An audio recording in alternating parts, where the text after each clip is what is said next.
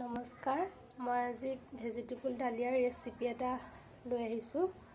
এয়া ডালিয়া বনাবৰ কাৰণে মই মগু দালি লৈছোঁ 2 চামুচ আৰু সৰু এটা স্কচ লৈছোঁ আৰু এটা গাজৰ লৈছোঁ আৰু এটা পটল, সৰু আলু আৰু পিঁয়াজ এটা লৈছোঁ, 2টা জলকীয়া লৈছোঁ আৰু সৰু বাটি এটাত মই 1 বাটি ডালিয়া লৈছোঁ। কাৰণে কুকাৰটো গৰম কৰি ল'লোঁ। তাতে অকণমান মিঠাতেল দি দিছোঁ মই।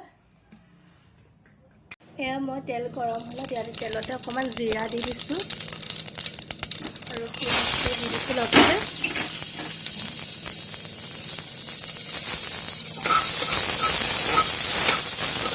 অকণমান ভাজি লৈছোঁ।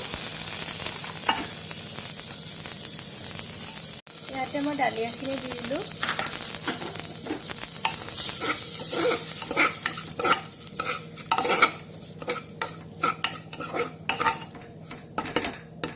দিয়াৰ পিছত 2 মিনিটমান পিছতে মই এয়া মগু দালিখিনি আৰু মই গোটেই পাচলিখিনি দি দিছোঁ।